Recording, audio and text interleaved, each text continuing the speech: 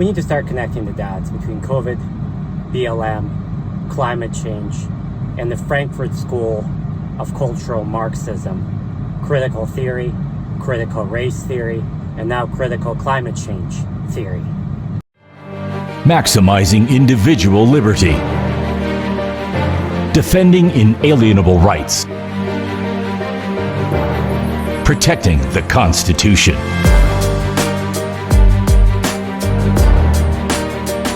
Welcome to the Liberty Enforcement Podcast. There is no question that climate change is real. I've spent most of my career in sustainability. I've seen all the data. I've seen all the metrics. There are questions as to the modeling, just like there are questions as to the modeling on the coronavirus. Even though there's no question that the coronavirus, just like any flu-like illness, kills people. There is also no question that racism is real. There is no question that the United States has a dark history of slavery, just like a lot of other countries around the planet have such histories. The issue comes in, though, where context is removed, data modeling is fraudulized, and everything is spun in order to harm, destroy, degrade the engine of America, that is our economy. The Frankfurt School of Cultural Marxism is not some kind of conspiracy theory. One only needs to go Google to see the Wikipedia page on it. One only needs to go to Google to see entire departments dedicated to critical theory at UC Berkeley and other public schools around the nation. These are not conspiracy theories. No more than the Frankfurt School work on climate change is a conspiracy theory. These are well-established facts. The goal of the Marxists is to take down the American economy. That is the common thread between COVID, BLM, and climate change. All three things which are real, which are concerns, and yet all three being exploited shamelessly by the Marxists, probably backed by a propaganda war financed by China, because China is the only party that really stands to win from taking down the American economy. So let's look at COVID to start. We have a flu-like illness with a 99.7% survival rate, 99.9% survival rate below age 70. It is a flu-like illness. Flus also kill old people.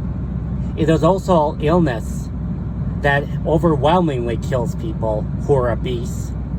78% of hospital admits for COVID in the United States are from fat people and obese people. Why is that? Well, because sugar increases inflammation, and excess inflammation is the cause of death under COVID. The cytokine storm, the excess massive inflammatory response within the body is what kills people from COVID. And it is the people who have excess systemic inflammation to begin with, particularly people who are overweight, who are most at risk of COVID. So we have a disease that primarily affects people with preventable lifestyle diseases, diabetes, and other excess inflammatory diseases that clearly originated in a lab leak in China. Quite likely accidental lab leak. And it just so happens that the party that stands to benefit, the nation that stands to benefit from the results of COVID being released is China. China did their lockdowns, they played all their games, and yet very quickly, without any vaccination campaign, without any kind of much of anything, they reopened the nation. Their economy is booming. Meanwhile, the rest of the world, the economies are being artificially suppressed by an overreach, oftentimes unlawful overreach, tyrannical overreach from various governments. In the United States, we have a constitution that is radically different than the systems of government around the world. Our constitution does not grant the people rights. Rather, it recognizes inalienable rights by birth, and then grants very limited powers to the government to do very specific things. Powers which the government has undeniably exceeded through the COVID lockdowns. What is interesting, though, is that it is the socialists or the politically leaning parties within the United States, people who have voted for Bernie Sanders, people who voted for Elizabeth Warren, people who voted for the Democrats, who have fiercely pushed forward the agenda of the lockdowns, the agenda of suppressing the economy, the very engine of American power. For what ends? Well, for ends of a pre-existing agenda that, again, is not a conspiracy theory, because we have the CARES Act, we have the CARES Act extension, the American Recovery Act. All of these laws that have been passed with the justification of the suppressed economy, artificially suppressed economy, and the loss of jobs that was associated with that suppressed economy. All of this agenda was pre-existing. The progressive left has been seeking massive socialist-like investment by government for decades. And it is the Bernie Sanders voters, it is the Elizabeth Warren voters, it is the Joe Biden voters who have overwhelmingly taken up the masks, who have overwhelmingly taken up the various economic suppression agenda methods where businesses were shut down, where jobs were ruled as non-essential, in order to suppress the economy, in order to justify a pre-existing leftist, socialist agenda of massive growth in government spending, massive socialist programs. And the issue is that when you have massive socialist spending, when you have the government spending to, all of the deficit spending or increased taxation, what you have is you have a suppression of the private industry, you have a massive growth of government, and what that results is in a greater and greater dependency. People who had jobs are now dependent on government for handouts. So you have this pre-existing agenda of massive government spending being justified by COVID, and you just have to follow the money. You just have to ask who benefits. So you have COVID, then you have this whole BLM thing blowing up, and racism is real. America has a challenging history of racism, just like a lot of nations around the planet. Most nations, in fact, have a horrible track record of treating indigenous people, treating people of other races who are not the dominant race. Like, that is history that most countries around the planet have, and yet we're removing that context and we're saying America is particularly evil because we have this racist history. It's like, no, America is not particularly evil. Ask yourself if you'd rather be black or gay in America, or if you'd rather be black or gay or lesbian in Saudi Arabia, in China, whether you'd like to be a journalist in Russia. I mean, this idea of this moral equivalency that's being created between America and other nations, it's ludicrous. It's just absolutely ludicrous. And again, with BLM, you have to look at the agenda. And, just like with COVID, we have suppression of economy. With BLM, you have all this defunding of police. And what did defunding the police bring us? Defunding of police brought us a 500% increase in murders. In 2019, I believe 9 unarmed black people were killed by police officers. 7,000 were killed by other black people. You have to look at the facts. You have to look at the numbers. And so all of a sudden you have this woke zombie mob that's running around that's saying America is a racist country that must repent, completely missing the context of other nations' global history of racism, global history of discrimination, and the history in the United States of opportunity for people of color. It is an interesting fact that in a very supposedly systemically racist country, Indian people make several times more on average than white people. Asian people make more on average than white people. It is true that we have challenges in this country. It is true that opportunity has not always been equal. It is also true that people here, on average, are better off than pretty much anywhere else in the world, anywhere else on the planet. So you have this woke zombie cancer of BLM. Black lives absolutely, undeniably matter. Black lives undeniably, unequivocally matter. But Black Lives Matter, the organization, is a scam that has raised hundreds of millions of dollars, where the founder is on video proclaiming herself to be a trained Marxist, where the founders are buying multi-million-dollar properties in white neighborhoods, overwhelmingly white neighborhoods, where the organization is not spending seemingly a penny on anything other than inflaming racial division in America.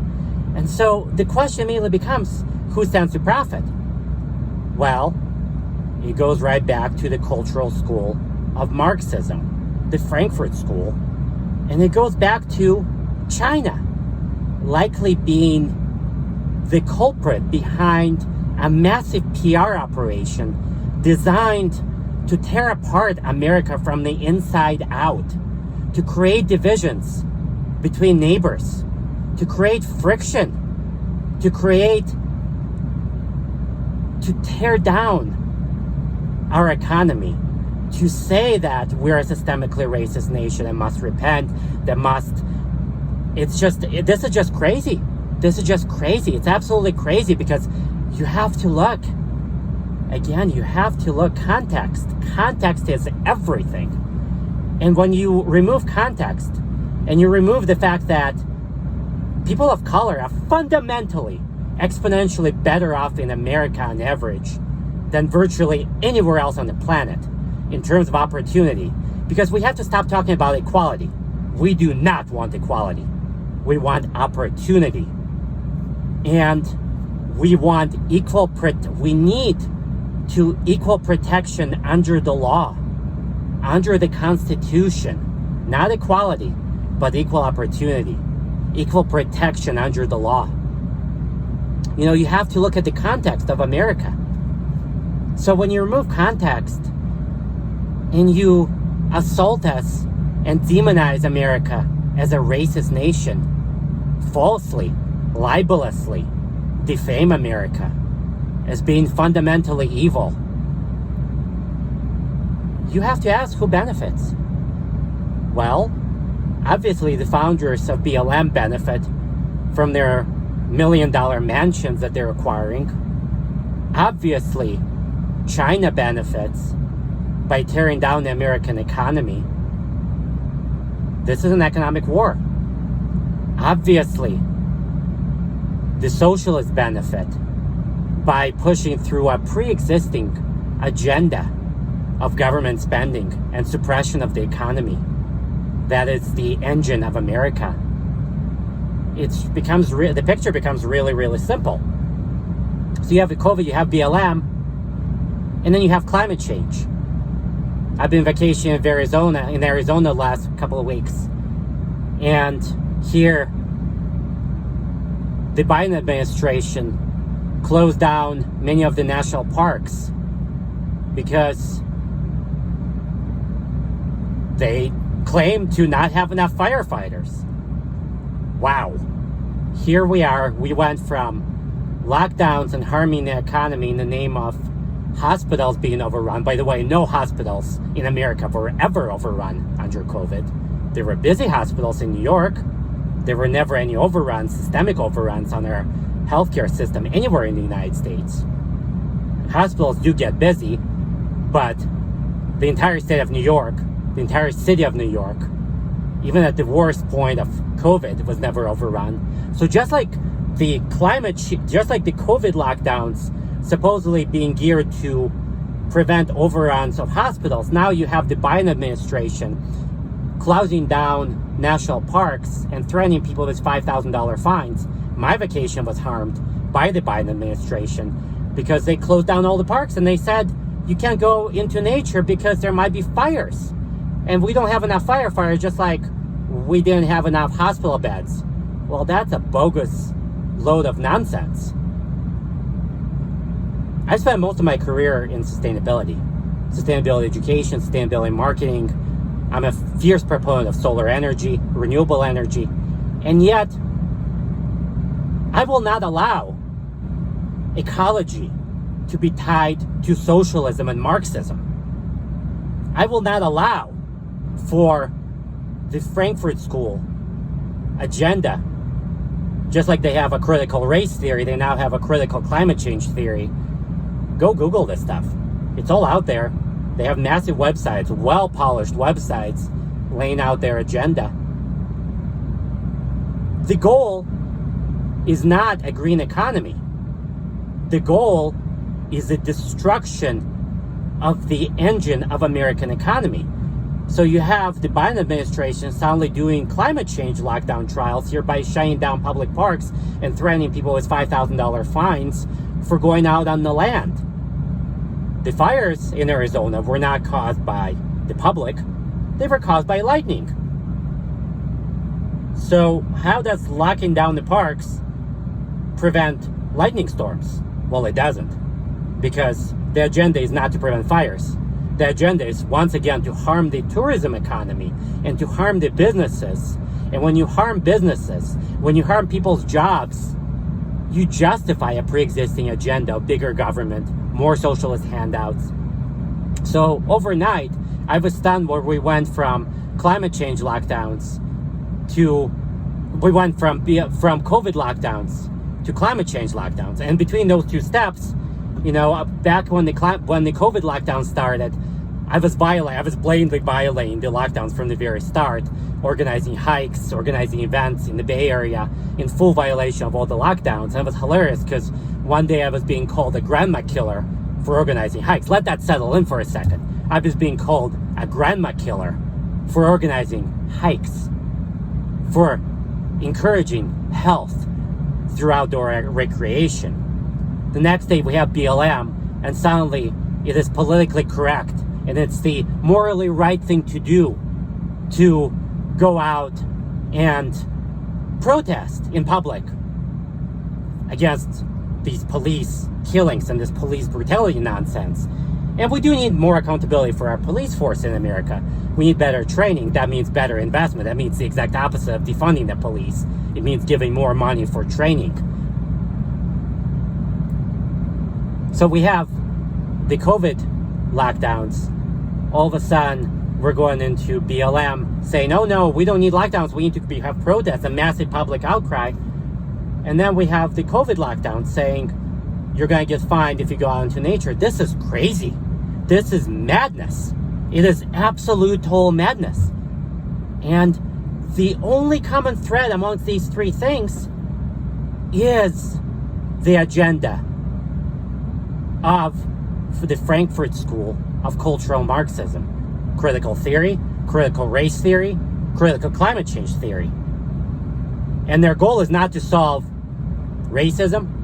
Their goal is not public health, because you don't get public health by banning people from their gyms.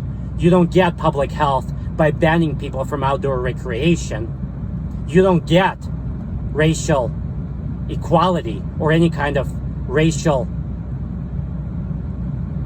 well-being of any kind by calling America systemically racist, falsely, libelously defaming America. There is only one agenda here, and the agenda is public. The agenda is to tear down the American economy. It is to grow the government. It is to have less and less freedom. Because when you have bigger and bigger government, and you have greater and greater dependency on government by the people, you have less and less individual liberty. Dependent people who depend on social handouts, on government handouts, are not free people. They are people where the government officials get to dictate every aspect of our lives. This is not America. This is not who we are. This is not what we are. We are not a nation that runs from flu bugs. We are not a nation that buys into bullshit lies of systemic racism in a country that has the greatest opportunity for people of color anywhere on the planet. We are not a nation that says, oh gee, there's climate change, which is real, so we're going to give up access to public lands and outdoor recreation. No! We're a nation of ingenuity.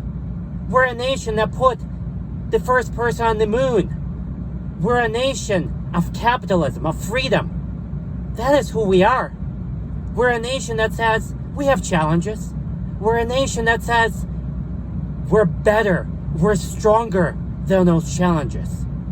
That is who we are as a nation. We're a nation that says we're not going to surrender liberty because some people may die. In fact, we're a nation that says it does not matter how many people have to die for us to maintain liberty, for us to maintain freedom.